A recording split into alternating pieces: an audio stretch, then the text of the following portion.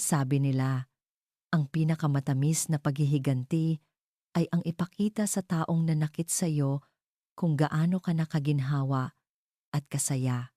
Pero paano kung sa mismong araw ng iyong tagumpay, ang nakaraan ay kakatok sa iyong pinto, hindi para humingi ng tawad, kundi para magdala ng tatlong regalong hindi mo inaasahan. Tatlong regalong kamukhang kamukha mo? Perpekto. Iyon ang salitang umikot sa isipan ni Castor Dalisay habang tinititigan niya ang kanyang refleksyon sa napakalaking salamin. Ang kanyang mamahaling tuksedo ay walang gusot, tila hinulma sa kanyang matipunong katawan. Ang kanyang buhok ay maayos na nakasandal at ang kislap sa kanyang mga mata ay hindi dahil sa kaligayahan, kundi sa purong tagumpay. Ngayong araw ang kasal niya. Ang pinakamalaki at pinakamaringal na kasalan na masasaksihan ng lungsod ng Maharlika. Ngunit ang babaeng pakakasalan niya ay hindi ang tunay na dahilan ng pagdiriwang na ito. Ang lahat ng ito ang naglalakihang bulaklak, ang libu-libong bisitang mula sa alta sosyedad, ang bawat kislap ng diamante ay para sa isang tao lamang. Para kay Liwayway Silayan, isang malamig na ngiti ang sumilay sa kanyang mga labi. 5 taon. 5 taon niyang hinintay ang sandaling ito. 5 taon mula nang iwan siya nito na walang ibang dala kundi ang isang maikling sulat na nagsasabing hindi nito kayang mabuhay sa hirap. At ngayon, makikita nito kung ano ang sinayang nito. Makikita nito ang imperyong itinayo niya mula sa abo ng kanilang bigong pag-iibigan. Inimbitahan niya ito. Iyon ang sentro ng kanyang plano. Darating ito.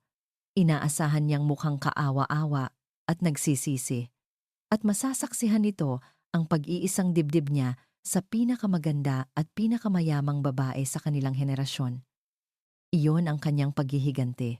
Isang paghihiganteng matamis at malamig. Isang pares ng malambot na braso ang yumakap mula sa kanyang likuran at ang matamis na halimuyak ng pabango ni Amihan del Mundo ay pumuno sa silid. Malapit na, mahal ko. Bulong nito sa kanyang tainga. Ang hininga ay mainit sa kanyang leeg. In a few moments, you will be my husband. Humarap si Castor at hinalikan ito ng mabilis. Si Amihan ang perpektong reyna para sa kanyang kaharian. Maganda, matalino, at mula sa pamilyang kasing poderoso ng sa kanya. Mahalaga sa lahat, naiintindihan nito ang kanyang mga ambisyon. Huwag kang mag-alala, sabi ni Amihan, habang inaayos ang kurbata ni Castor. Ang kanyang mga daliri ay malamig. Narinig kong nakarating na siya. Ang luma mong kaibigan. Everything is going according to your perfect plan. Mas lalong lumawak ang ngiti ni Castor. I know. This is not just a wedding, my dear. This is justice. Tumango si Amihan. Ang mga matay nagniningning na tila naiintindihan ang lahat. Ngunit may kung anong kislap sa mga matang iyon na hindi nababasa ni Castor. Isang kislap na mas malalim at mas tuso. Sa simbahan, ang bawat sulok ay sumisigaw ng karangyaan. Si Castor ay naglalakad sa pasilyo na may kumpiyansa ng isang hari. Bawat tapik sa kanyang balikat, bawat pagbati mula sa mga panauhin ay nagpapataba sa kanyang puso. Tumayo siya sa altar, sa tabi ng kanyang mga magulang na puno ng pagmamalaki at hinintay ang simula ng seremonya. Ang kanyang mga mata ay palihim na naglilibot, hinahanap ang isang pamilyar na anino sa gitna ng karamihan. At doon, sa isa sa mga pinakalikurang upuan, nakita niya ito, si Liwayway. Nakasuot ng simpleng bestida, ang buhok ay nakapusod lang, isang malinaw na pagkakaiba sa dagat ng mga mamahaling damit at alahas. Mukha itong pagod. Mukha itong talunan. Perpekto. Nagsimulang tumugtog ang organ, isang engrandeng himig na hudyat ng pagdating ng nobya. Ngunit bago pa man bumukas ang malaking pinto sa dulo ng pasilyo, isang kaguluhan ang nagsimula sa likuran. May mga bumubulong. May mga tumatayo para masilip kung ano ang nangyayari. Napakunot ang noo ni Castor. Anong nangyayari? At bigla, ang malaking pinto ng simbahan ay dahan-dahang bumukas. Ngunit hindi si Amihan na nakabelo ang naroon. Si Liwayway ang nakatayo sa bukana, pero hindi siya nag-iisa. Sa magkabilang gilid niya, hawak ang kanyang mga kamay, ay dalawang batang lalaki at sa likuran niya, medyo nahihiyang nagtatago, ay isa pa, tatlong batang lalaki. Magkakamuka, ang bulong-bulungan ay naging isang nakabibinging katahimikan. Huminto ang pagtugtog ng organ. Ang lahat ng mga mata ay napako sa eksena sa pintuan. Para kay Castor, ang mundo ay tila bumagal. Ang engrandeng simbahan, ang daan-daang bisita, ang altar lahat ay naglaho. Ang tanging nakikita niya ay ang tatlong bata. Ang kanilang buhok ay kasing itim ng sa kanya. Ang kanilang mga mata ay may parehong hugis. At ang paraan ng pagtayo ng isa sa kanila, ang bahagyang pag-angat ng baba, ay tila isang maliit na refleksyon niya sa salamin. Ang ngiti sa kanyang mukha ay naglaho, napalitan ng pagkalito, pagkatapos ay pagtataka, at sa huli, isang dambuhalang alon ng hindi maipaliwanag na takot at galit. Sa gitna ng katahimikan, ang isa sa mga bata, ang pinakamatapang sa tatlo, ay bumitaw sa kamay ni Liwayway. Itinuro nito si Castor na nakatayo sa altar sa isang tinig na malinaw at umalingaw-ngaw sa buong simbahan. Nagtanong ito, "Mama, siya po ba?" Ang bawat salita ay parang isang suntok sa sikmura ni Castor. Ang kanyang perpektong plano, ang kanyang matamis na paghihiganti ay gumuho sa isang iglap, naging abo sa kanyang harapan. Ang katahimikan ay nabasag ng si Castor, na may mga matang nag-aapoy sa galit, ay nagsimulang bumaba mula sa altar. Nilagpasan niya ang kanyang mga magulang na tulala, nilagpasan niya ang pari na hindi alam ang gagawin. Bawat hakbang niya ay mabigat. Bawat hakbang ay palapit ng palapit sa babaeng sumira sa kanya noon at ngayon ay nagbalik para wasakin ang kanyang perpektong mundo. Huminto siya sa harap ni Liwayway at ng tatlong bata. Ang kanyang panga ay mahigpit na nakakuyom. Ang kanyang boses ay nanginginig ngunit puno ng bagsik. Anong ibig sabihin nito? Liwayway. Ang tanong ni Castor ay parang isang matalim na punyal na nanatili sa hangin, naghihintay na bumaon para kay Liwayway. Ang bawat segundo ng katahimikan ay isang walang katapusang pagpapahirap. Ang mga mata ng daan-daang estranghero ay nakatutok sa kanya, humuhusga, bumubulong. Ang kanyang mga pisngi ay nag-iinit at ang tibok ng kanyang puso ay dumadagundong sa kanyang mga tainga. Ngunit nang maramdaman niya ang maliliit na kamay ng kanyang mga anak, inangat niya ang kanyang paningin at sinalubong ang nag-aapoy na mga mata ni Castor. Bago pa man siya makasagot, dalawang guwardya na nakauniporme ang mabilis na lumapit sa kanila. Isang babaeng naka-headset ang bumulong sa isang guwardya. At pagkatapos ay magalang ngunit mariin silang ginabayan palayo sa pasilyo, palayo sa mga matang mapanuri at ipinasok sa isang malamig at tahimik na silid sa gilid ng simbahan. Ang pinto ay nagsara at ang ingay ay naglaho. Ngunit ang tensyon sa loob ng silid ay mas nakakabingi pa. Ang alaala ng dahilan kung bakit siya narito ay bumalik sa kanya na parang isang malamig na hampas ng hangin. Isang linggo lang ang nakalipas. Nakaupo siya sa maliit at luma ng klinika ni Dr. Morales sa Barrio Tala. Ang hangin ay amoy gamot at dagat. Hawak niya ang kamay ni Sinag, ang pinakatahimik sa kanyang tatlong anghel. Ang kanyang munting anak ay maputla at madaling mapagod sa paglalaro. May naririnig akong kakaiba sa tibok ng puso niya, Liwayway.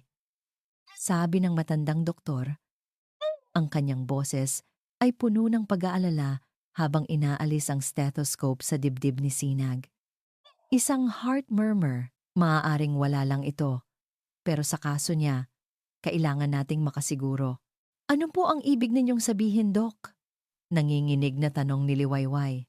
Tinitigan siya ng doktor. May lahi ba kayo ng sakit sa puso? O ang ama ng mga bata? Ang tanong na iyon ay sumaksak sa puso ni Liwayway. Sa loob ng 5 taon, sinubukan niyang burahin ang lahat ng tungkol sa ama ng kanyang mga anak. Ngunit ngayon, ang nakaraan ay naniningil. Umiling siya. Hindi ko po alam. Binigyan siya ni Dr. Morales ng isang sulat.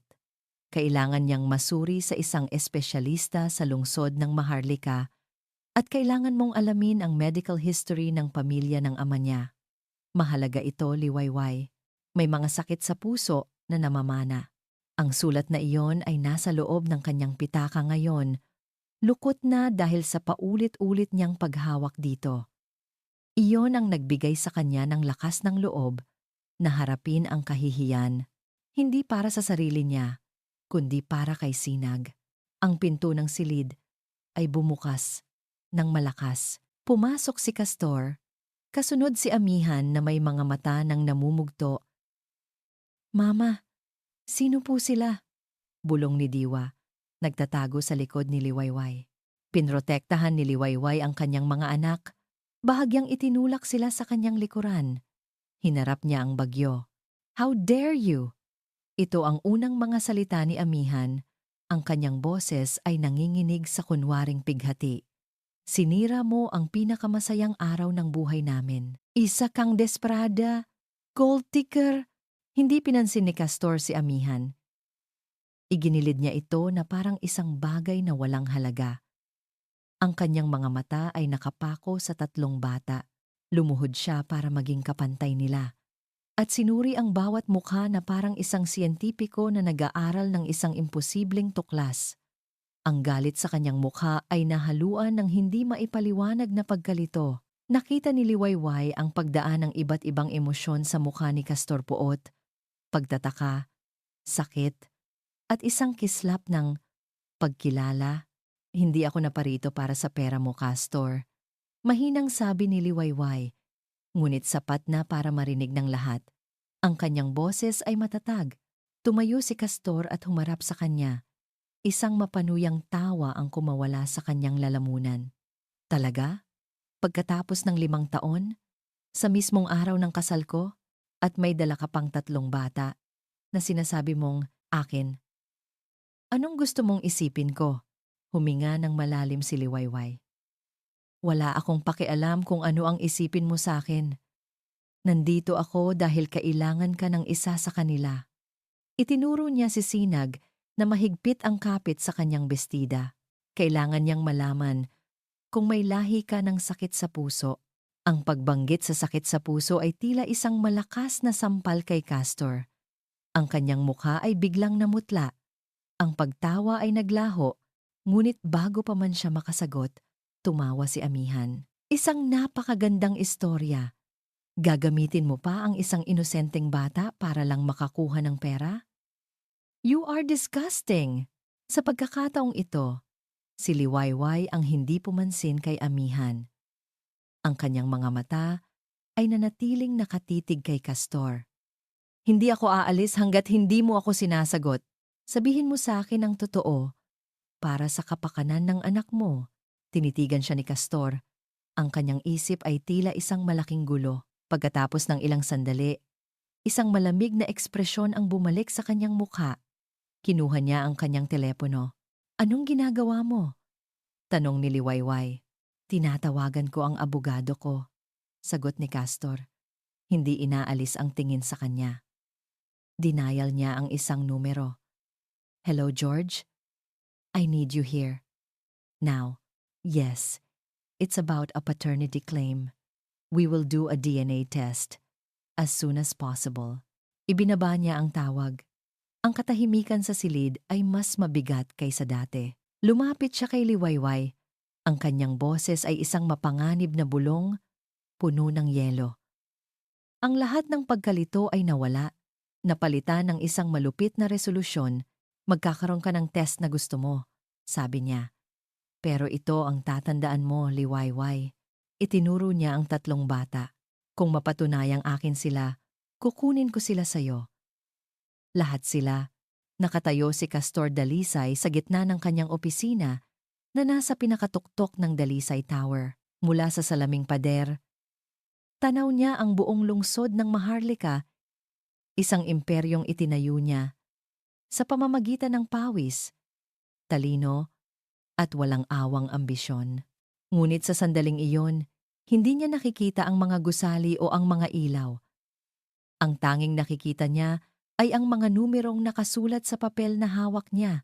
By Fanjijo Denjo. Hindi ito isang numero ng tagumpay. Ito ay isang hatol, isang sentensya. Sa halip na kagalakan, isang malamig at mabigat na bato ang tila dumagan sa kanyang dibdib. Totoo nga, sila ay kanya. Ang tatlong batang iyon ay dugo niya, laman niya. At sa loob ng 5 taon, ipinagkait ito sa kanya.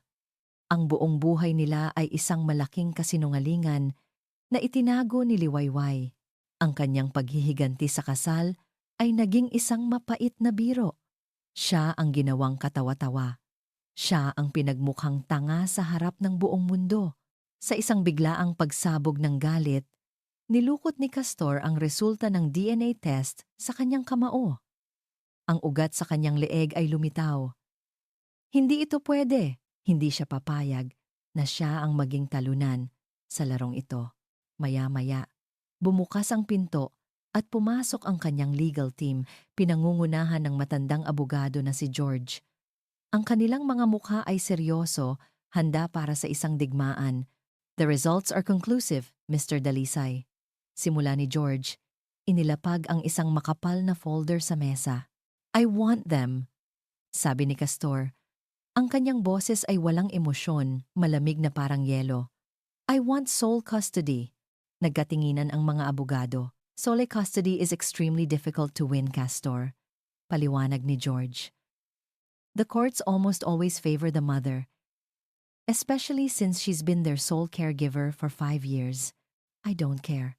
Git ni Castor. I have the money. I have the power. I want you to use everything. Everything. Isang tingin lang mula kay Castor ay sapat na. Tumango si George. Ang kanyang profesional na pananaw ay yumuko sa bakal na determinasyon ng kanyang kliyente. Very well. We will build a case. We will paint her as an unfit mother. Financially unstable, emotionally volatile. We'll argue that she kept them from you for monetary gain and only appeared now out of desperation. We will make her life a living hell. Good? Tanging sagot ni Castor. Start immediately. Nang umalis na ang mga abogado, si Amihan naman ang pumasok. May dalang isang tasa ng tsaa. Ang kanyang mukha ay puno ng maingat na pag-aalala. How are you, mahal? Tanong niya. Dahan-dahang inilapag ang tasa sa mesa. Ipinulupot niya ang kanyang mga braso sa leeg ni Castor mula sa likuran. Furious? Sagot ni Castor. Hindi gumagalaw. I understand. Bulong ni Amihan. Ang kanyang mga labi ay malapit sa tainga ni Castor. Imagine what she has done. Tinago niya sa iyo ang sarili mong mga anak. She only came back for this. Castor, for your money. Mabuti na lang at nalaman natin bago pa ang kasal. You must be strong. You have to protect your legacy and our future. Ang bawat salita ni Amihan ay parang gasolinang ibinuhos sa nag-aalab ng apoy sa puso ni Castor. Tama siya. Ito ay hindi lang tungkol sa mga bata. Ito ay tungkol sa prinsipyo, tungkol sa pagtatanggol sa lahat ng kanyang pinaghirapan mula sa isang babaeng gusto lang itong sirain. Samantala, sa Baryo Tala, ilang daang kilometro ang layo mula sa malamig na tore ni Castor, nagpapatuyo si Liwayway ng mga damit sa sampayan. Ang hangin ay sariwa at ang araw ay mainit. Ang kanyang 3 anak ay naghahabulan sa dalampasigan. Ang kanilang mga tawa ay mas matamis pa sa anumang musika. Sa isang saglit, naramdaman niya ang kapayapaan.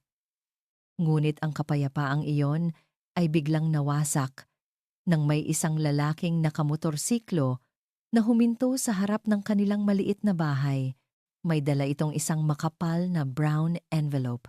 Nang buksan ito ni Liwayway, nanginginig ang kanyang mga kamay. Ang mga salita ay tila lumulundag mula sa papel, mga salitang legal na hindi niya maintindihan.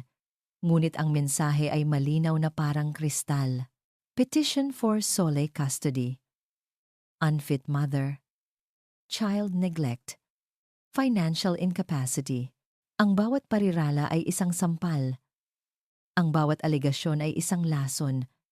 Ang hangin ay tila nawala sa kanyang mga baga. Si Castor ay hindi lang nakikipaglaban para sa kanyang mga anak. Gusto nitong wasakin siya. Makalipas ang isang linggo, dumating ang araw ng unang court-ordered visit. Isang itim at makintab na kotse ang huminto sa harap ng kanilang bahay.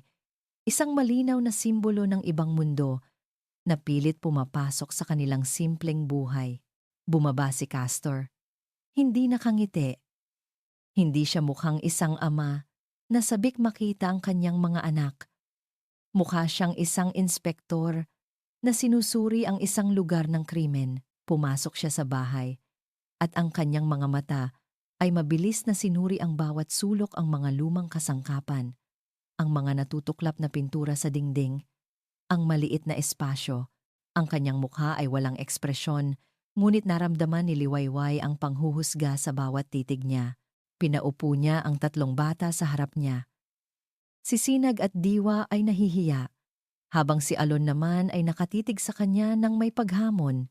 "I am Castor," sabi niya sa mga ito. Ang kanyang boses ay formal at malayo. "I am your father." Walang sumagot. Ang katahimikan ay mabigat. Sinubukan niyang magtanong ng ilang mga bagay, ngunit ang kanyang mga tanong ay parang galing sa isang checklist. Hindi niya tinanong kung ano ang kanilang paboritong laro. Tinanong niya kung ano ang kinakain nila araw-araw. Kung natutulog sila sa tamang oras. Ramdam ni Liwayway na ang bawat sagot ng mga anak niya ay magiging bala laban sa kanya sa korte. Ang kanyang puso ay nadudurog. Nang patapos na ang pagbisita at tumayo na si Castor para umalis, lumingon ito kay Liwayway. May isang malamig na kislap sa kanyang mga mata. "This place is unacceptable," sabi niya. Ang mga salitang iyon ang sumira sa kontrol ni Alon. Bigla, ang batang lalaki ay tumayo at humarang sa pagitan ni Castor at ng kanyang ina. Itinaas niya ang kanyang maliit na dibdib at buong tapang na tumitig sa mata ng makapangyarihang tao sa harap niya. "Huwag mong sakta ng mama namin." Ang bawat tunog ng pagsulat ng social worker sa kanyang notepad ay parang isang gasgas sa puso ni Liwayway. Nakaupo ang babae sa kanilang maliit na silya.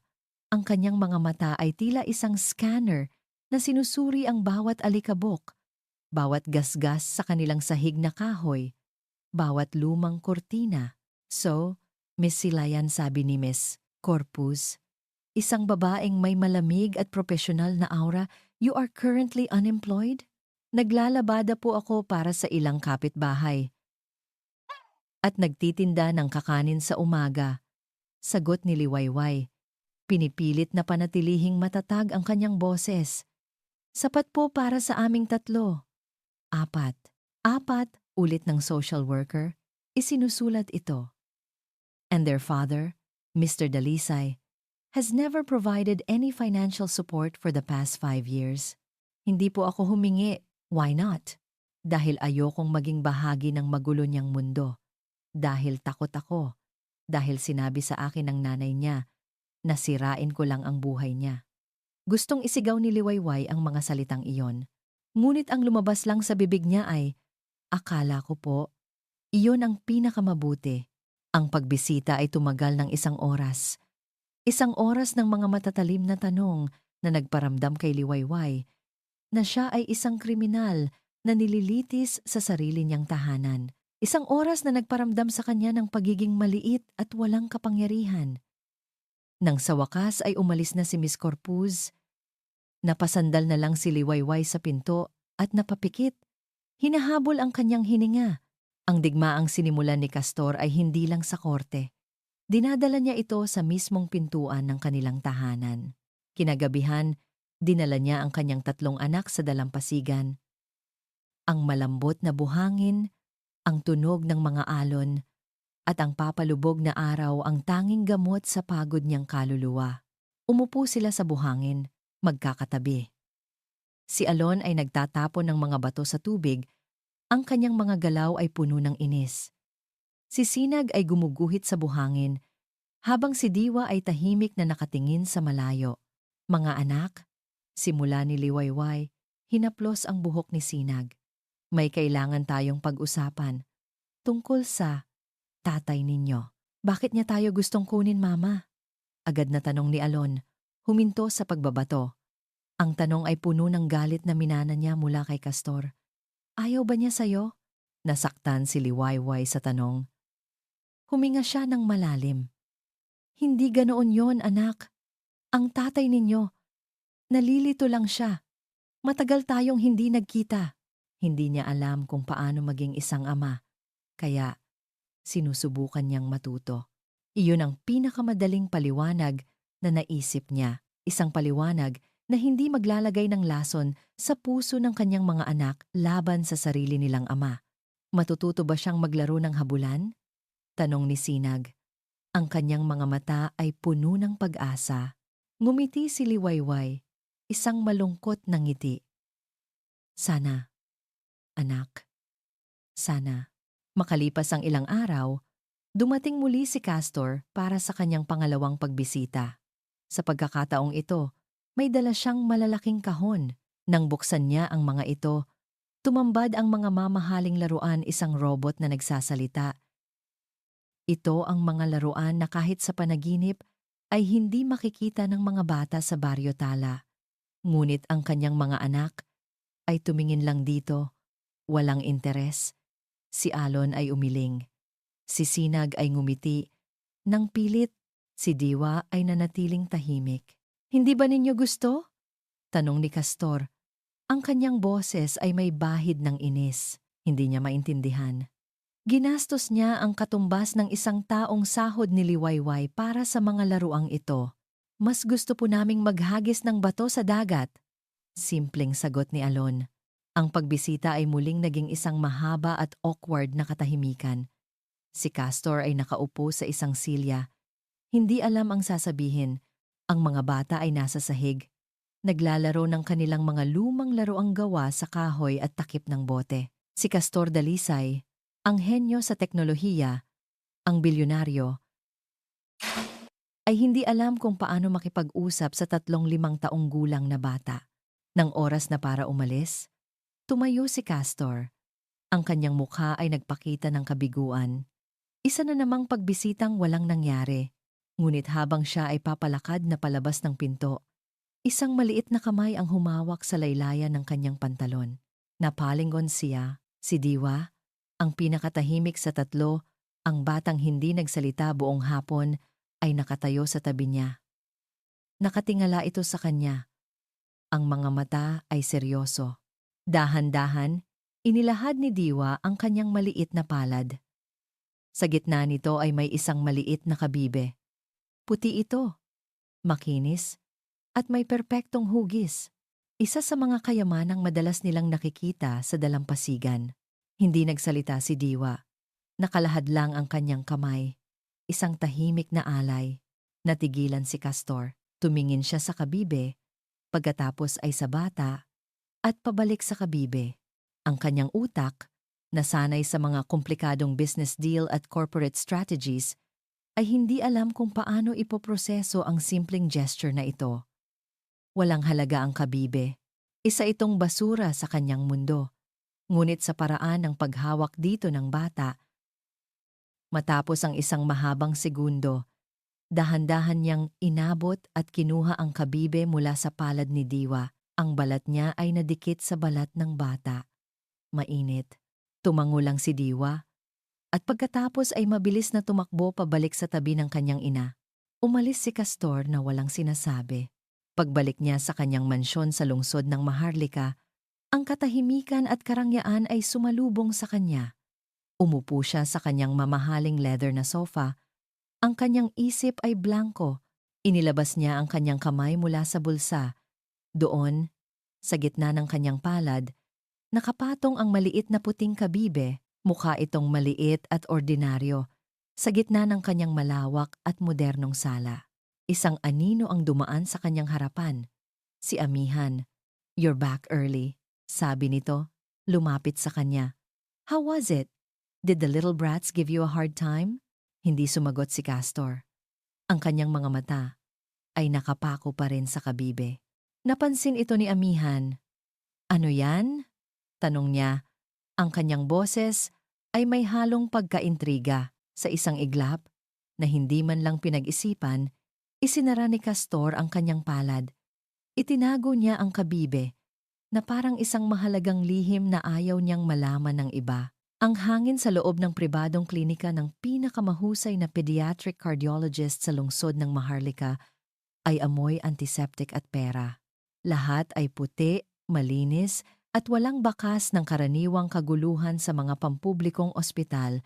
Ngunit para kay Castor Dalisay, ang bawat sulok ng lugar na ito ay nagpapaalala sa kanya ng isang bagay na pilit niyang tinatakasan sa buong buhay niya, ang kahinaan.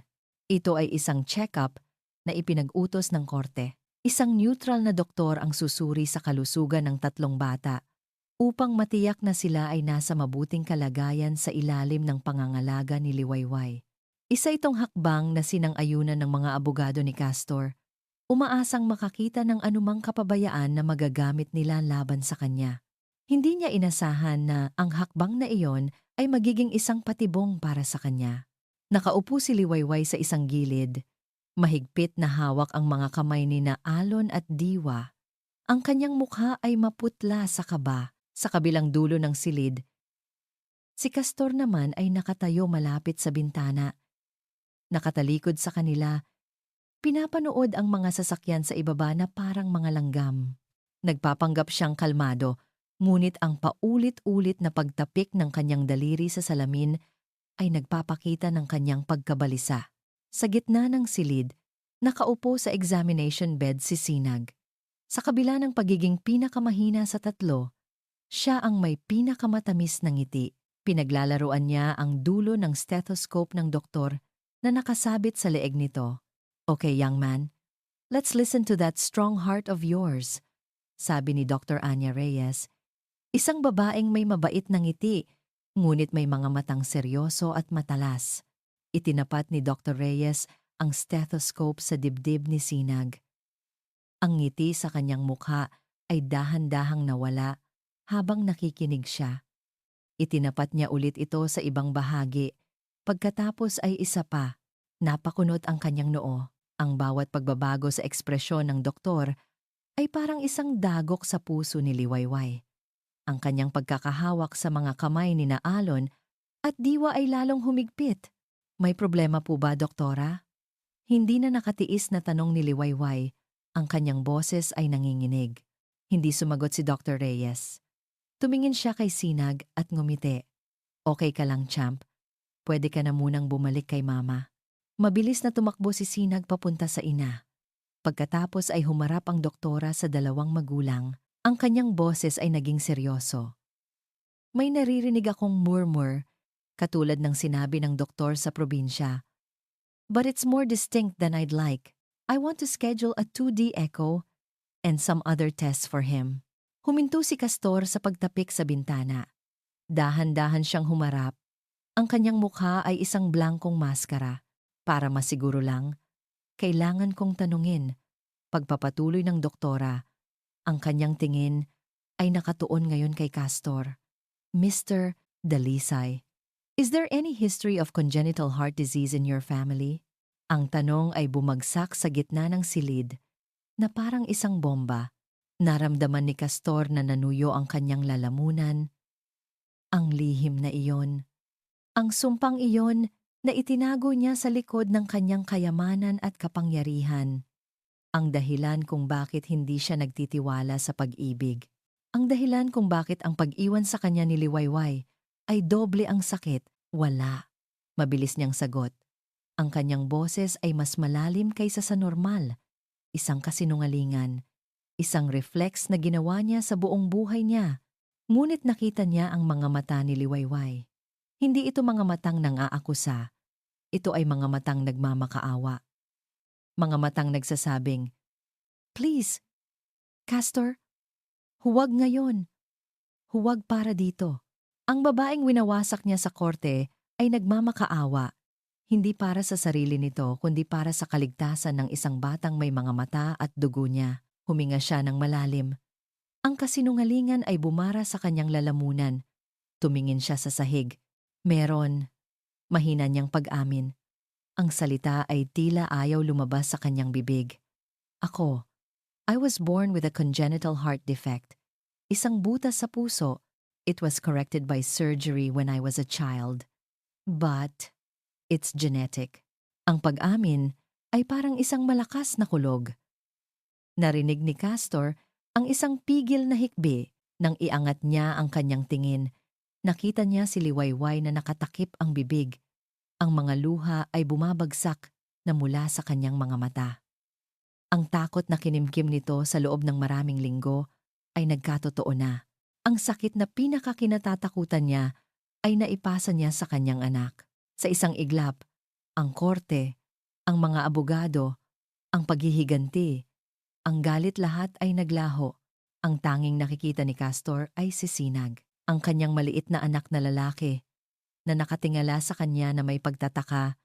Hindi alam na sa loob ng kanyang munting dibdib ay may isang bombang maaaring sumabog anumang oras. Isang bombang minana nito sa kanya. Sa kauna-unahang pagkakataon, hindi niya nakita si Sinag bilang isang simbolo ng pagkakanulo ni Liwayway. Hindi niya ito nakita bilang isang estranghero na bigla na lang sumulpot sa buhay niya. Nakita niya ito bilang isang bata. Isang mahinang bata. Ang kanyang anak. Ang maskara ni Castor ay gumuho. Ang blankong ekspresyon ay napalitan ng isang bagay na matagal na niyang hindi naramdaman. Purong takot. Tumingin si Dr. Reyes sa kanilang dalawa. Ang kanyang mukha ay puno ng pag-unawa at kalungkutan. Kailangan nating malaman kung gaano ito kalubha, sabi ng doktora. Ang kanyang boses ay malumanay ngunit kagyat. Bawat araw ay mahalaga. Ang digmaan para sa kustodiya ay pansamantalang itinigil.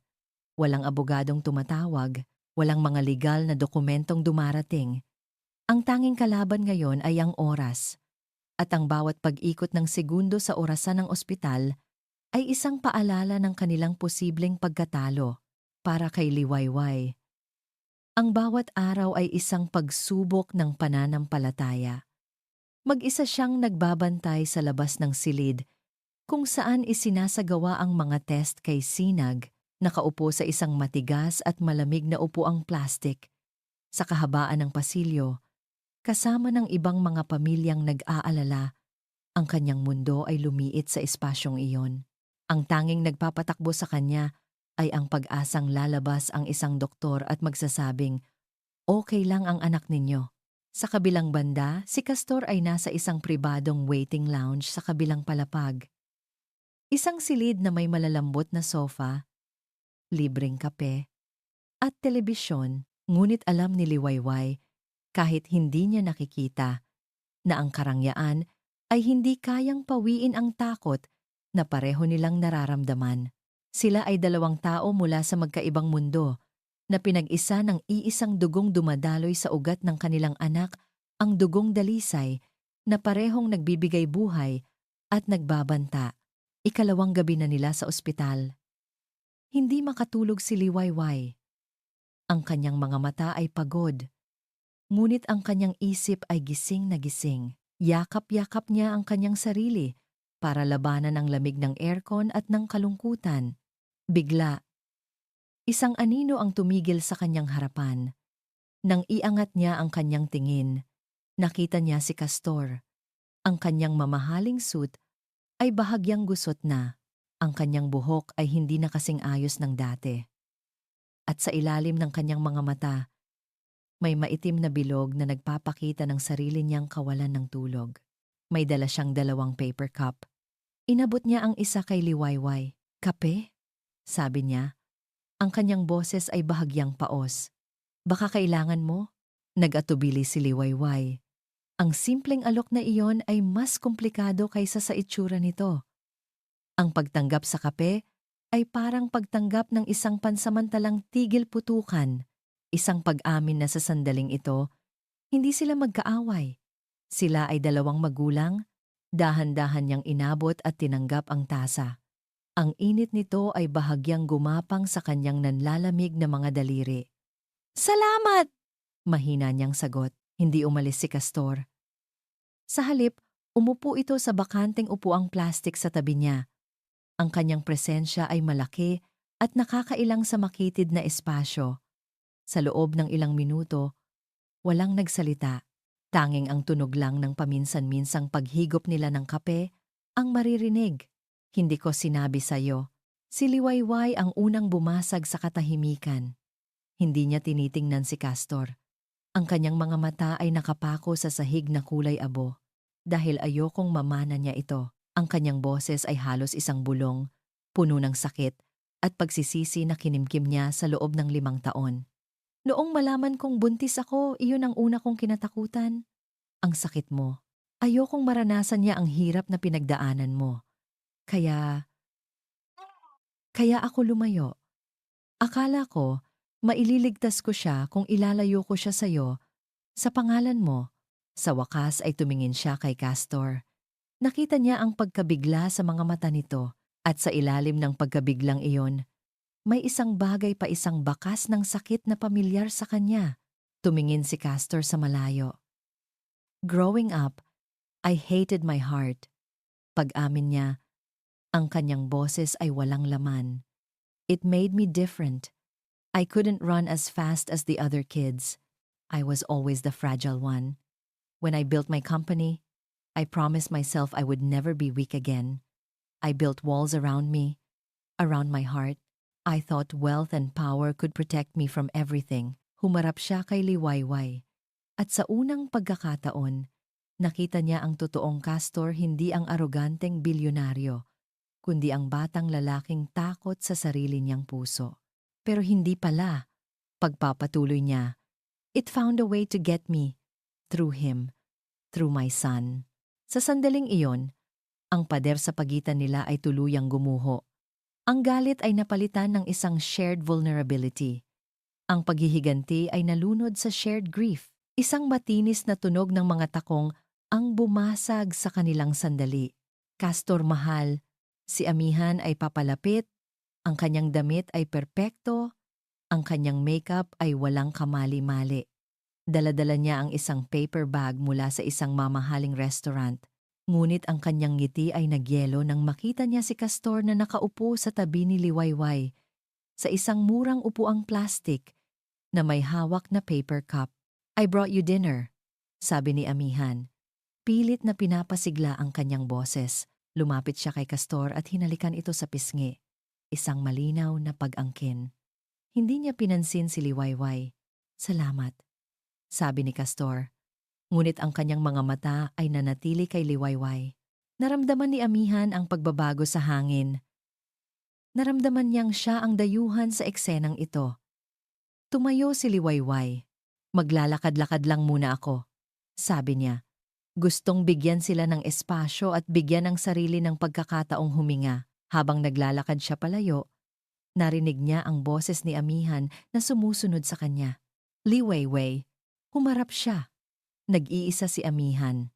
Ang mga mata nito ay hindi na nagpapanggap na mabait. Ang mga ito ay matalas at malamig. Lumapit ito sa kanya. May isang pekeng ngiti sa mga labi. Huwag mong isipin na dahil dito ay may magbabago. Bulong nito. Sapat lang para marinig nilang dalawa. Ang awa ay hindi pag-ibig.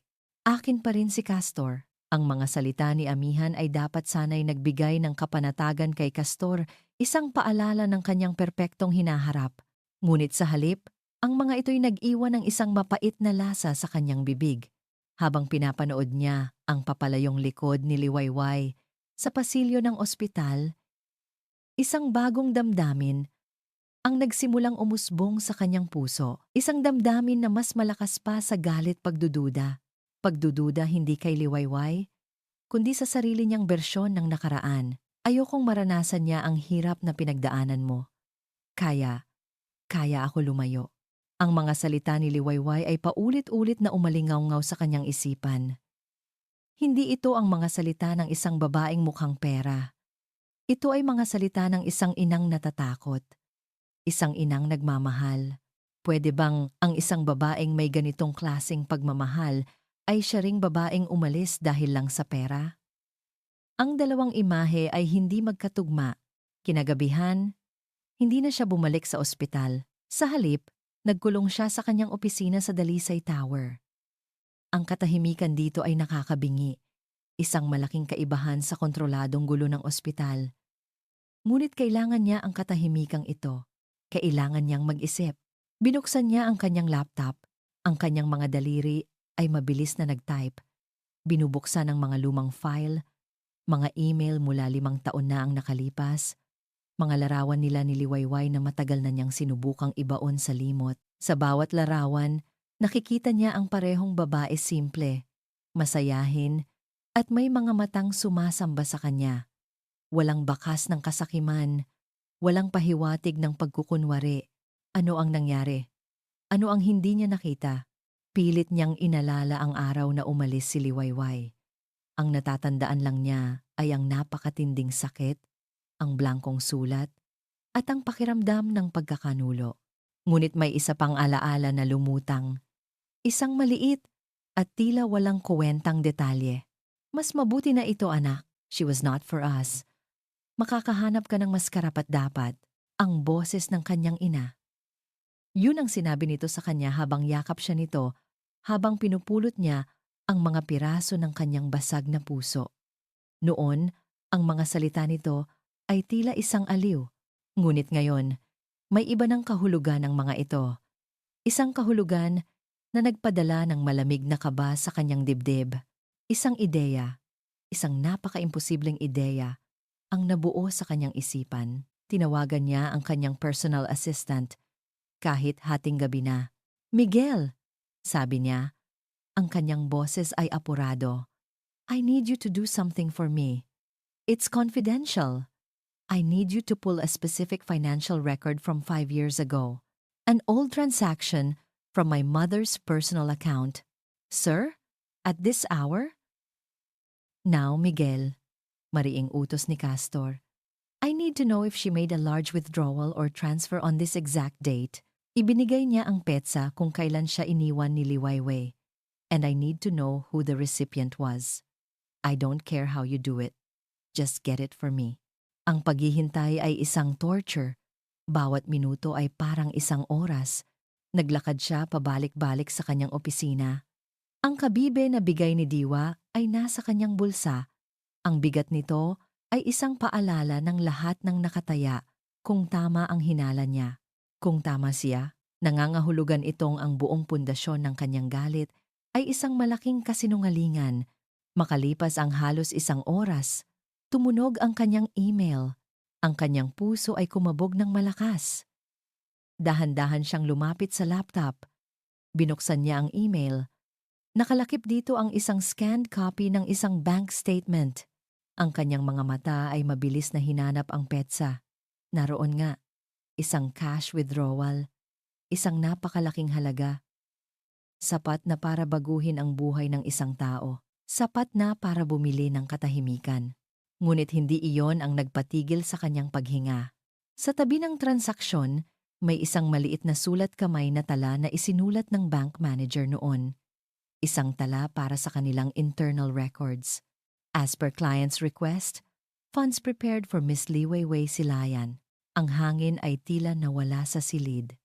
Ang mga pader ay tila gumuho papasok sa kanya. Hindi si Liwayway ang humingi ng pera. Ang nanay niya ang nagbigay nito.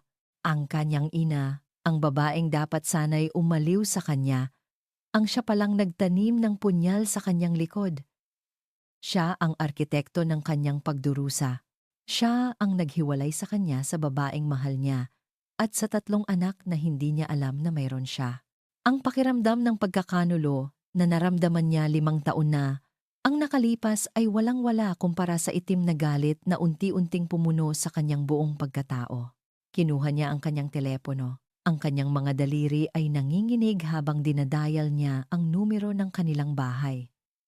Ilang beses itong nagring bago may sumagot isang inaantok na boses. Ang boses ng kanyang ina. "Castor? Anak? Bakit ka napatawag? May problema ba sa bata?" Hindi niya pinansin ang tanong.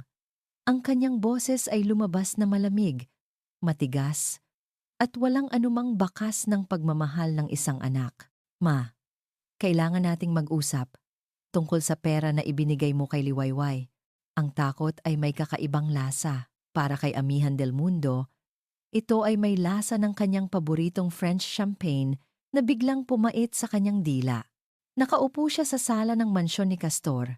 Pinapanood itong maglakad pabalik-balik habang may kausap sa telepono. Hindi niya marinig ang buong usapan, ngunit naririnig niya ang tono. Malamig, mapanganib, at ang pangalang paulit-ulit na binabanggit nito sa mahinang boses. Liwayway. May nagbago kay Castor mula nang mangyari ang insidente sa ospital. Nawala ang nag-aalab na galit na madali niyang manipulahin. Napalitan ito ng isang tahimik at nakakakilabot na pag-iisip. Tila may hinahanap ito.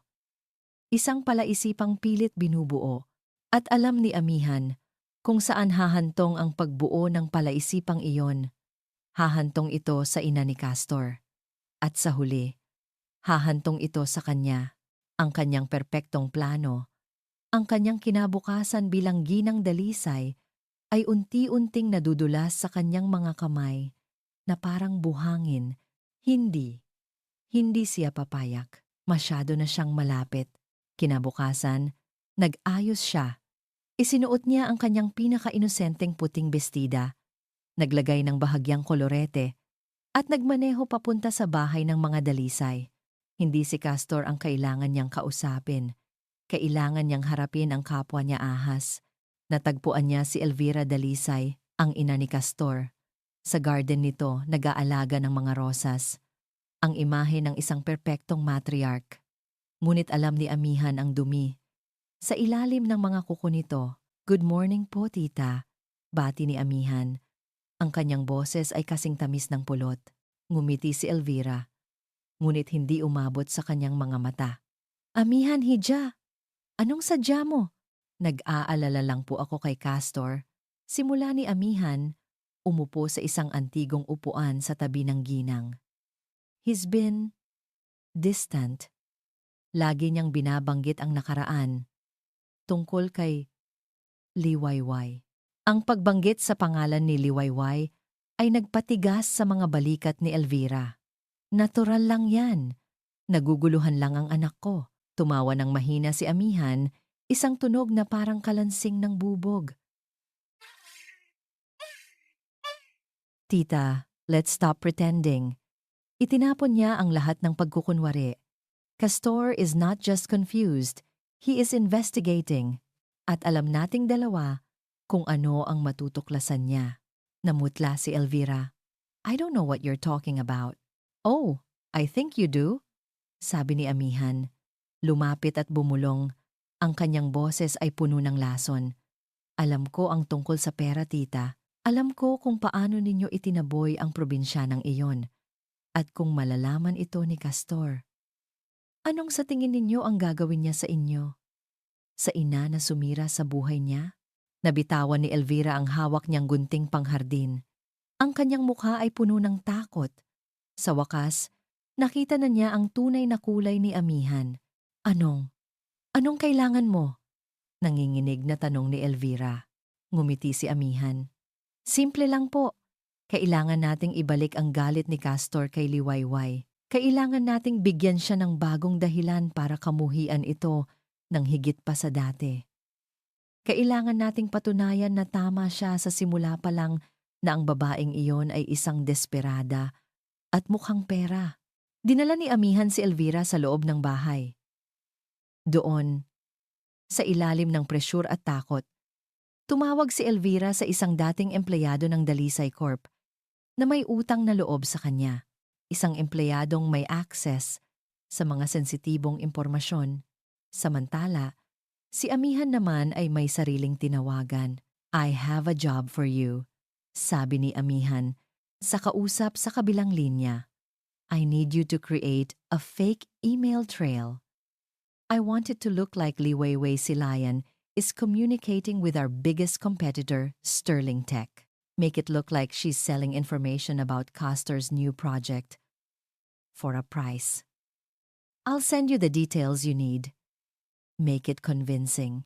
Kinagabihan, ang lahat ay nakahanda na. Maaga siyang umuwi sa mansyon. Alam niyang darating si Castor mula sa ospital, pagod at gulong-gulo ang isip. Inayos niya ang entablado. Binuksan niya ang kanyang laptop sa coffee table sa sala. Sa screen, nakabukas ang pekeng email thread. Ang mga salita ay perpekto. Ang pangalan ng CEO ng Sterling Tech, ang pangalan ng proyektong Phoenix ni Castor, ang halagang hinihingi. Ang lahat ay naroon. Pagkatapos, nagkunwari siyang may kausap sa telepono sa kusina. Naghihintay. Narinig niya ang pagbukas ng pinto. Pumasok si Castor. Ang kanyang mga balikat ay mabigat sa pagod. Nakita niya ang laptop na nakabukas. Amihan? Tawag niya. Ito na. Mabilis na lumabas si Amihan mula sa kusina. Ang kanyang mukha ay puno ng pagkukunwaring gulat. Mahal! You're home early. Mabilis siyang lumapit sa laptop na parang may itinatago at isinara ito ng may halatang pagmamadali. Sorry, I was just finishing some work. Ngunit huli na ang lahat. Nakita na ni Castor. Ang kanyang mga mata ay nakapako sa screen. Bago pa man ito maisara ni Amihan, nakita niya ang pangalan ni Liwayway. Nakita niya ang pangalan ng Sterling Tech. Ano yon? Tanong ni Castor. Ang kanyang boses ay mapanganib na kalmado. Buksan mo. Wala yon, mahal. Sabi ni Amihan. Ang kanyang boses ay nanginginig sa perpektong pag-arte. It's just some disturbing rumor I heard. I was having it checked. It's probably nothing. Buksan mo, Amihan. Sa ilalim ng kanyang matigas na utos, dahan-dahang binuksan ni Amihan ang laptop. Ang pekeng email ay muling lumitaw sa screen. Maliwanag na parang isang hatol. Pinanood ni Amihan ang mukha ni Castor. Nakita niya ang kislap ng pagdududa na unti-unting namamatay sa mga mata nito. Ang maliit na binhi ng tiwala na nagsimulang tumubo para kay Liwayway ay biglang nalanta at naging abo.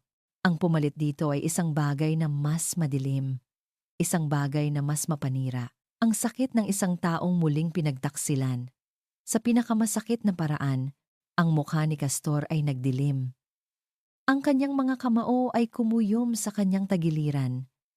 Ang anumang bakas ng lambot o awa ay ganap na naglaho, napalitan ng isang dalisay at nagngangalit na apoy. Ang paghihiganti na naudlot ay nagbalik, 100 beses na mas malakas kaysa dati. Sa unang pagkakataon sa loob ng 5 taon, isang maliit na binhi ng pag-asa ang nagsimulang tumubo sa puso ni Liwayway. Ang pag-uusap nila ni Castor sa gitna ng pasilyo, ang pag-amin nito sa sarili niyang takot iyon, ay isang sinag ng liwanag sa madilim na kabanata ng kanilang buhay. Marahil, sa kabila ng lahat, mayroon pa ring pagkakataong maging isang pamilya ang mga anak niya. Marahil, ang sakit ni Sinag ang magiging tulay para muling pagdugtungin ang kanilang nasirang mundo. Hawak-hawak niya ang pag-asang iyon habang naghihintay sa resulta ng huling serye ng mga test ni Sinag. Nakaupo siya sa waiting area, nagbabasa ng isang lumang magasin, ngunit ang kanyang isip ay lumilipad. Iniisip niya ang posibleng hinaharap. Isang hinaharap kung saan hindi na sila magkaaway ni Castor. Isang hinaharap kung saan makikilala ng kanyang mga anak ang kanilang ama. Ang tunog ng mabibigat at nagmamadaling mga yapak ang pumutol sa kanyang pangarap. Inangat niya ang kanyang ulo at nakita niya si Castor na mabilis na naglalakad palapit sa kanya. Ngunit hindi ito ang Castor na nakausap niya kagabi. Ang lalaking papalapit sa kanya ngayon ay isang bagyo. Ang kanyang mukha ay isang maskara ng maitim na galit. Ang kanyang mga mata ay nag-aapoy sa isang bagong uri ng puot na hindi pa niya nakikita dati. Sa isang iglap, ang lahat ng pag-asa sa puso ni Liwayway ay naging yelo. Tumigil si Castor sa kanyang harapan. Ang kanyang anino ay bumabalot sa kanya. Walang pagbati, walang tanong. Mula sa hawak niyang folder, kumuha siya ng isang salansan ng mga papel at inihagis ito sa kandungan ni Liwayway. Ano to?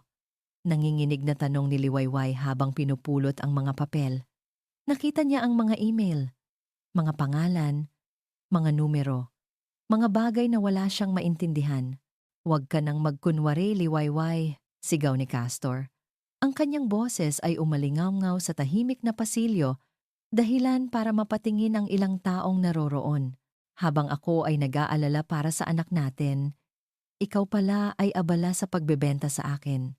Ginamit mo ang sakit ng sarili mong anak para makalapit sa akin, para makakuha ng impormasyon at ibenta ito sa kalaban ko. Napatayo si Liwayway. Ang mga papel ay nalaglag mula sa kanyang mga kamay. Hindi! Hindi ko alam ang sinasabi mo, Castor. Anong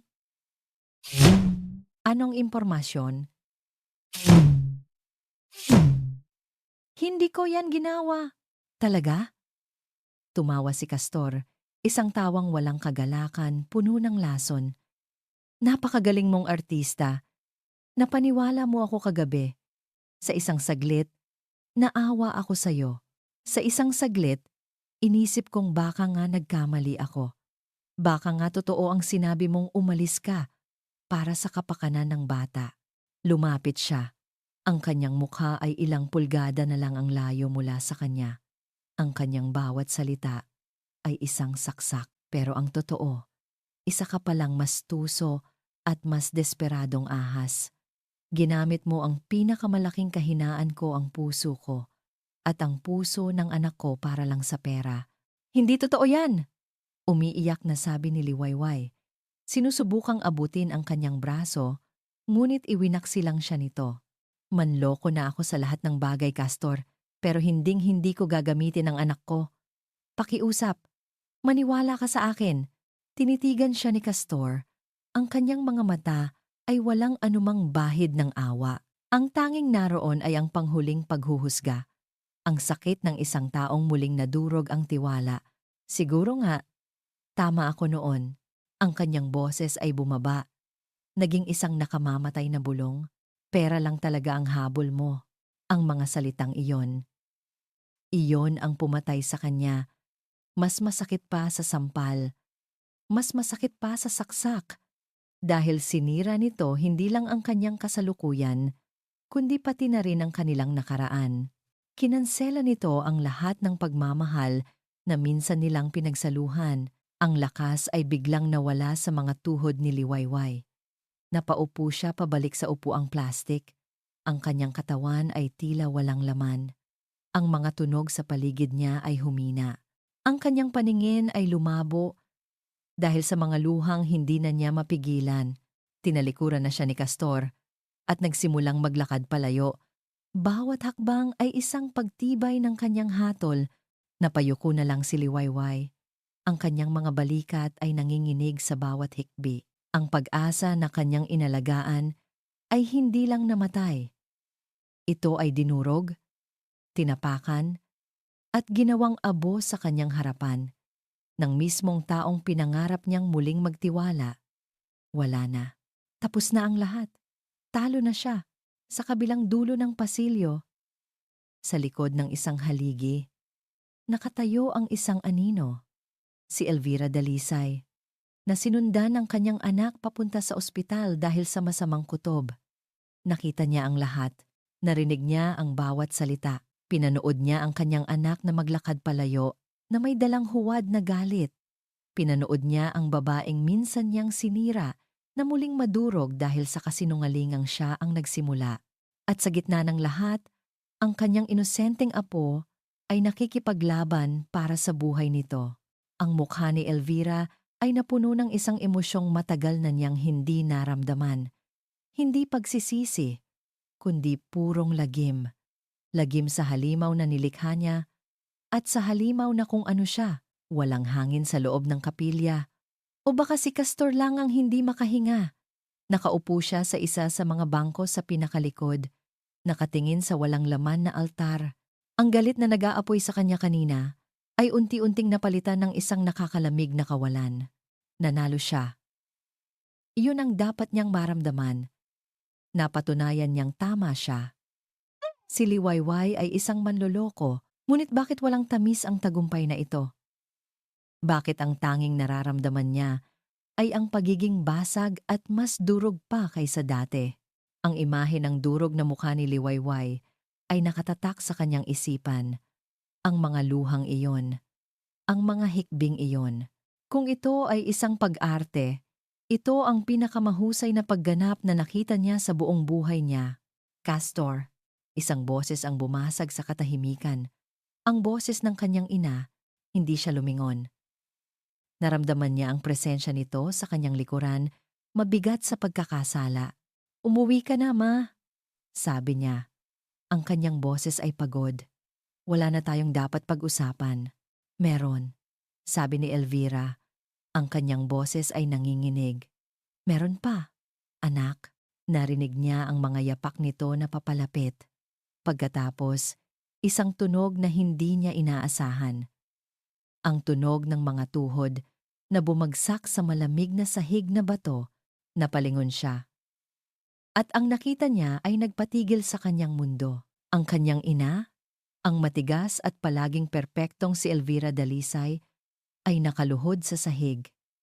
Ang kanyang mukha ay basang-basa ng luha.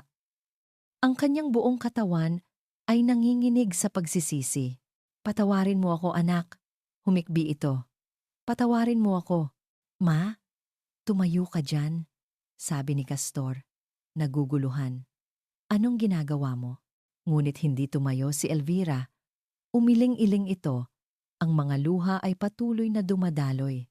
Hindi. Hindi ako tatayo hanggat hindi mo nalalaman ang lahat ng kasalanan ko sa'yo. At doon, sa malamig na kapilya ng ospital, sa harap ng isang tahimik na altar, ang lahat ng kasinungalingan ay gumuho. Nagsimulang magsalita si Elvira. Ang kanyang boses ay basag, nagbabalik tanaw sa isang nakaraang matagal na niyang ibinaon. Mahal na mahal kita, Castor. Ikaw lang ang nag-iisa kong anak. Simula niya. Nang makita kitang masaya kay Liwayway, natuwa ako.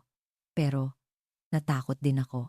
Ang eksena sa isip ni Castor ay lumipat. Nakita niya ang isang mas batang Elvira. Nakaupo sa harap ng isang mas bata at buntis na Liwayway sa isang maliit na coffee shop. Natakot ako dahil mahina ang puso mo. Pagpapatuloy ng boses ni Elvira. At ang pag-ibig, anak, ay isang pasanin. Isang stress. Alam kong hindi mo kakayanin ang hirap ng buhay. Kailangan mo ng isang babaeng hindi magiging pabigat sa'yo. Isang babaeng kasing yaman natin. Hindi isang simpleng probinsyana na walang maibibigay sa'yo kundi pagmamahal. Sinabi ko sa kanya na iiwan ka rin niya kapag nalaman niya ang tungkol sa sakit mo. Pag-amin ni Elvira. Bawat salita ay isang saksak. Sinabi kong hindi ka mabibigyan ng normal na pamilya. Sinabi kong habang buhay kang magiging isang pasyente. Sinabi kong kung mahal ka talaga niya, palalayain ka niya. At binigyan ko siya ng pera. Humagulgol si Elvira. Hindi para sa kanya, kundi para sa magiging anak ninyo. Sinabi ko, ito ang paraan para mabigyan mo ng magandang buhay ang anak mo, malayo sa sumpang dala ng pangalan ng ama niya. At naniwala siya sa akin, Castor. Naniwala siya dahil mahal na mahal ka niya. Ang hangin ay tuluyang nawala sa mga baga ni Castor. Ang bawat piraso ng palaisipan ay nag-click sa lugar. Ang pag-alis ni Liwayway, ang kanyang katahimikan, ang kanyang pagbabalik hindi para sa pera, kundi para sa medical history. Ang sakit sa kanyang mga mata nang sabihin niyang, ayokong mamana niya ito. Lahat ay kasinungalingan. Ang kanyang buong galit ay itinayo sa isang pundasyon ng buhangin na nilikha ng sarili niyang ina at si amihan. Pagpapatuloy ni Elvira, halos hindi na makahinga.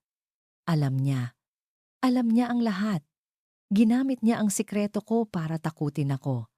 Siya ang nagplano ng lahat ng ito. Ang mga pekeng email, ang lahat. At para lang sirain mo ulit si Liwayway. Tapos na, ang katotohanan sa buong kalupitan nito ay nakalatag na sa kanyang harapan. Tumayo si Castor. Hindi niya tiningnan ang kanyang ina. Ang kanyang mga mata ay blanko, nakatingin sa kawalan. Ang sakit ay napakatindi. Halos hindi na niya maramdaman. Para siyang isang gusaling gumuho mula sa loob. Naalala niya ang bawat masasakit na salitang binitawan niya kay Liwayway sa pasilyo kanina. Naalala niya ang itsura ng pagkawasak sa mukha nito. Naalala niya ang kabibe sa kanyang bulsa, ang inosenteng alay ni Diwa, ang matapang na pagtatanggol ni Alon, ang may pag-asang ngiti ni Sinag. Sila, ang kanyang pamilya, ang pamilyang itinaboy niya at sinaktan ng paulit-ulit dahil sa isang kasinungalingan. Isang emosyon ang pumalit sa pagkamanhid. Isang emosyong mas malakas pa sa galit, mas malalim pa sa sakit. Pagsisisi. Isang napakalaking alon ng pagsisisi na nagbanta na lunurin siya. Dahan-dahan siyang lumingon, hindi sa kanyang ina na nakaluhod pa rin, kundi papalabas ng kapilya ang kanyang mga mata, na kanina'y blanko. Ngayon ay may bagong determinasyon, isang determinasyong puno ng galit na nakatutok sa tamang tao, at isang desperadong pangangailangang itama ang pinakamalaking pagkakamali ng kanyang buhay. Kinuha niya ang kanyang telepono. Ang kanyang mga kamay ay hindi na nanginginig. Ang mga ito ay matatag. Denial niya ang numero ni Amihan. Nang sumagot ito, ang boses niya ay lumabas na kalmado, ngunit sa ilalim nito ay isang bagyong nagbabantang sumabog. Nasaan ka? Magkita tayo. Ang paghaharap ni Castor at Amihan ay hindi isang sigawan. Ito ay mas malala pa. Ito ay isang tahimik na paglilitis, kung saan si Castor ang hukom, taga-usig, at berdugo. Natagpuan niya si Amihan sa kanilang engagement party venue, masayang nakikipag-usap sa wedding planner, na para bang walang nangyari. Ipinakita ni Castor ang lahat sa kanya, ang bank statement, ang recorded confession ng kanyang ina, ang katotohanan. Ang mukha ni Amihan ay dumaan sa iba't ibang yugto ng pagkatalo. Pagtanggi, galit, pagmamakaawa, at sa huli, isang mapait na pag-amin. Nang makita niyang wala ng awa sa mga mata ni Castor, lumabas ang tunay niyang kulay. "Minahal mo rin naman ang kasinungalingan, Castor," sigaw niya. "It gave you a reason to be cruel. It fed your ego." Hindi na siya sinagot ni Castor. Tinalikuran na lang niya ito. Sa isang tawag lang, kinansela niya ang kasal. Ipinahinto niya ang lahat ng business mergers sa pagitan ng kanilang mga pamilya. Tinanggal niya si Amihan sa kanyang buhay, na parang isang masamang damo, mabilis at walang bakas. Ngunit ang pagpaparusa kay Amihan ay hindi nagbigay sa kanya ng kapayapaan. Ang tunay niyang kasalanan ay hindi pa napapagbayaran. Ang tunay na taong nasaktan niya ay naghihintay. Umalis si Liwayway sa ospital bago pa man sumikat ang araw. Iniwan niya ang mga bata sa pangangalaga ng isang pinagkakatiwalaang nurse. Kailangan niya ng hangin. Kailangan niyang umuwi sa Baryo Tala kahit sandali lang. Kailangan niyang damhin muli ang buhangin sa kanyang mga paa para ipaalala sa sarili na mayroon pa ring isang mundong totoo, malayo sa mga kasinungalingan ng lungsod ng Maharlika. Nakatayo siya ngayon sa dalampasigan, pinapanood ang pagsikat ng araw. Ang bawat sinag ay parang isang karayom na tumutusok sa pagod niyang mga mata. Ang kanyang puso ay manhid. Pagkatapos ng pag-uusap nila ni Castor kahapon, wala na siyang maramdamang galit. Wala na ring sakit. Tanging isang malawak na kawalan, isang pagtanggap na marahil sila ay talagang hindi para sa isa't isa. Isang tunog ng sasakyan ang pumukaw sa kanyang pansin. Hindi ito tunog ng jeep o motorsiklo. Ito ay ang tahimik na ugong ng isang mamahaling makina. Napalingon siya, at doon, sa dulo ng maliit na daan papunta sa kanilang bahay, nakaparada ang itim na kotse ni Castor. Bumaba ito, nakasuot ng simpleng damit. Hindi ang kanyang karaniwang business suit. Mukha itong pagod. Naglakad ito palapit sa kanya sa dalampasigan. Ang bawat hakbang nito ay tila mabigat, na parang pasan niya ang bigat ng buong mundo sa kanyang mga balikat. Huminto ito ilang talampakan mula sa kanya. Nag-aatubili, hindi alam ni Liwayway ang sasabihin, hindi niya alam ang gagawin. Gusto niyang tumakbo, ngunit ang kanyang mga paa ay tila nakabaon sa buhangin. Tumingin si Castor sa kanya. Ang arogansya, ang galit, ang kapangyarihan, lahat ng iyon ay wala na. Ang nakikita niya sa mga mata nito ngayon ay isang bagay na hindi pa niya nakikita dati. Isang lalaking basag, isang lalaking nagsisisi. At bigla, sa harap niya, sa dalampasigan ng Baryo Tala, ang makapangyarihang si Castor Dalisay ay dahan-dahang lumuhod sa buhangin. Hindi ito nagsalita. Yumuko lang ito. Ang kanyang mga balikat ay nagsimulang manginig. Walang mga salitang lumabas sa bibig niya. Tanging mga pigil na hikbilang ang tunog ng isang pusong tuluyang nadurog ng sarili nitong pagkakamali. Natigilan si Liwayway. Ang lahat ng lakas na pinanghawakan niya ay biglang gumuho. Ang pagluhod ni Castor ay mas malakas pa sa anumang sigaw. Ang kanyang mga luha ay mas mabigat pa sa anumang sumpa. Dahil sa mga luhang iyon, nakita niya ang katotohanan. Lumapit siya. Umupo siya sa buhangin sa harap niya. Hinintay niyang tumigil ang kanyang pag-iyak. Nang sa wakas ay inangat nito ang kanyang tingin. Ang kanyang mga mata ay pula at puno ng sakit. "I'm sorry." Halos pabulong niyang sabi. Ang kanyang boses ay basag. "Liwayway, I'm so sorry. For everything. 5 taon ng galit. It was all a lie. Nalaman ko na ang lahat. My mother, amihan, I'm so sorry." Hindi sumagot si Liwayway. Tumingin lang siya sa mga mata nito. Hinahanap ang anumang bakas ng kasinungalingan. Wala siyang nakita. "I don't deserve your forgiveness." Pagpapatuloy ni Castor. "Alam ko. Pagkatapos ng lahat ng sinabi ko sa'yo. Pagkatapos ng lahat ng ginawa ko. But I'm begging you, Liwayway. Not for me, but for them. For our sons. Let me try to be a father. Let me try to fix this." Huminga ng malalim si Liwayway. Ang pagpapatawad ay hindi isang switch na basta mo na lang bubuksan. Ito ay isang mahabang daan na kailangang lakbayin. Dahan-dahan, inilahad niya ang kanyang kamay. Hindi para saktan ito, hindi para itulak, kundi para tulungan itong tumayo. Nag-aalangan man, inabot ni Castor ang kanyang kamay. Ang kanilang mga palad ay muling nagdikit sa pagkakataong ito. Walang kuryente, walang pagnanasa, tanging isang koneksyon ng 2 taong parehong nasaktan at parehong sugatan. Tinulungan niya itong tumayo. At doon, sa ilalim ng sumisikat na araw, nagsimula sila, hindi sa pag-ibig, kundi sa isang bagay na mas mahalaga, ang simula ng paghilom. Umupo sila sa buhangin magkatabi, pinapanood ang mga alon na paulit-ulit na humahalik sa dalampasigan na parang nagbibigay ng walang katapusang pagkakataon para magsimulang muli. Sa di kalayuan, ang 3 bata na narinig ang pagdating ng kanilang ina ay lumabas mula sa bahay at nagsimulang maglaro sa buhanginan. Ang kanilang mga tawa ay ang tanging musika sa kanilang bagong simula. Biglang tumunog ang telepono ni Liwayway. Isang numero mula sa ospital. Kinabahan siya, ngunit sinagot niya ito. "Hello? Yes, this is she." "Ano po?" "Opo." "Sige po, salamat." Ibinaba niya ang telepono. Ang kanyang mukha ay nagbago. "Tumawag ang doktor," sabi niya kay Castor.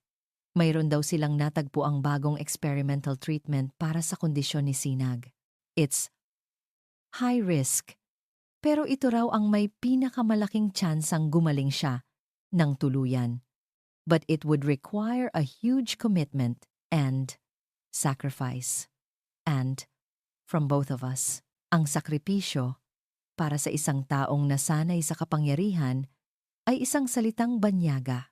Ngunit nang marinig ni Castor ang mga salitang iyon mula sa doktor, ang tungkol sa isang paggamot na nangangailangan ng malaking commitment at sakripisyo, walang kahit isang hibla ng pag-aalinlangan sa kanyang puso.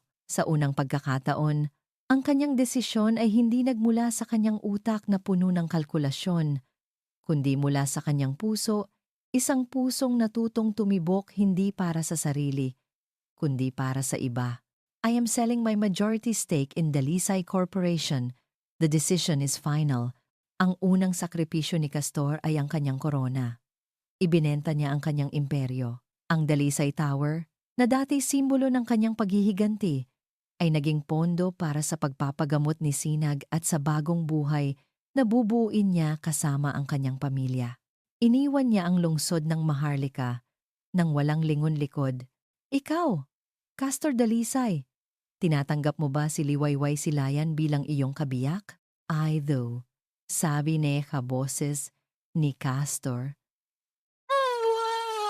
Puno neha emosyon. At ikaw, Liwewe?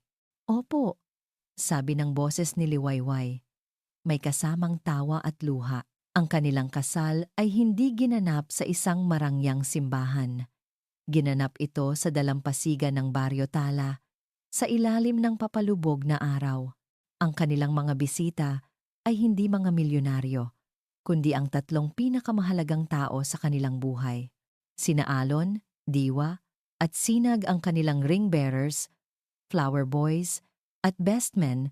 Hawak-hawak ang mga kamay ng kanilang mga magulang habang sila ay nagiging isang tunay na pamilya. Ganyan nga anak, tayo. Huwag kang bibitaw sa surfboard. At ang munting prinsipe ay natutong makita ang mga bagay na mahalaga, hindi sa pamamagitan ng kanyang mga mata, kundi sa pamamagitan ng kanyang puso. Masarap ba ang sabaw, Sinag? Opo, Mama. Si Papa po ang nagluto.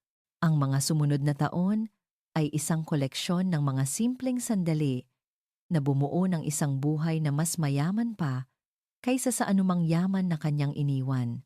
Ginamit ni Castor ang kanyang natitirang panahon hindi para magtayo ng mga gusali, kundi para magtayo ng mga alaala. Tinuruan niyang mag-surf si Alon. Binasahan niya ng mga libro si Diwa gabi-gabi. At naging anino siya ni Liwayway sa bawat pagbisita ni Sinag sa ospital. Ang experimental treatment ay mahirap at matagal. Ngunit dahil magkasama sila, kinaya nila ang lahat. At tulad ng ipinangako ng mga doktor, ang kanyang puso ay bumigay ng mas maaga kaysa sa karaniwan. Ngunit hindi ito bumigay sa galit o sa lungkot. Ito ay bumigay dahil sa sobrang pagmamahal pagkatapos nitong matupad ang kanyang misyon. Namatay si Castor Dalisay isang umaga sa kanilang maliit na bahay sa Baryo Tala habang natutulog katabi ni Liwayway. Ang kanyang kamay ay nakahawak sa kamay nito. Siya ay payapa. Siya ay kumpleto. Lumipas ang maraming taon. Isang maaraw na hapon, isang babae ang naglalakad sa isang tahimik at luntiang sementeryo na nasa ibabaw ng isang burol, tanaw ang asul na dagat. Siya ay si Liwayway. Ang kanyang mukha ay may mga guhit na ng karanasan, ngunit ang kanyang mga mata ay nagniningning pa rin sa kapayapaan. Sa likuran niya ay sumusunod ang tatlong matatangkad at makikisig na binata. Si Sinag, na ngayon ay isang malusog na marine biologist, ay may ngiti na kasing liwanag ng sa kanyang ama. Ang kanyang puso, na minsan ay naging sentro ng kanilang takot, ngayon ay tumitibok ng malakas at malusog.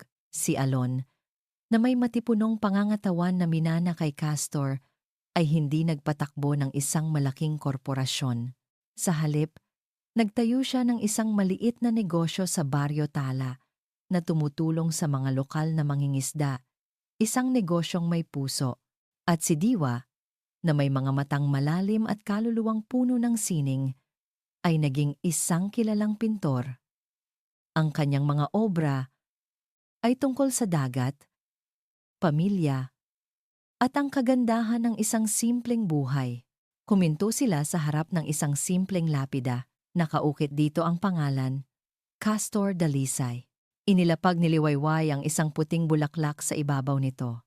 Hindi siya umiyak. Sa halip, isang ngiti ang sumilay sa kanyang mga labi habang pinagmamasdan niya ang kanyang tatlong anak, ang tatlong pinakamagandang regalo ng kanyang nakaraan at ang buhay na testamento ng pagbabago ng isang tao. Ang pamana ni Castor Dalisay ay hindi ang toring bakal na nakatayo sa lungsod ng Maharlika. Ang tunay niyang pamana ay nakatayo ngayon sa kanyang harapan. Tatlong mabubuting lalaki na natutong magmahal, magpatawad, at unahin ang pamilya higit sa lahat. Iyon ang Diwa, ang Alon, at ang sinag ng kanyang buhay.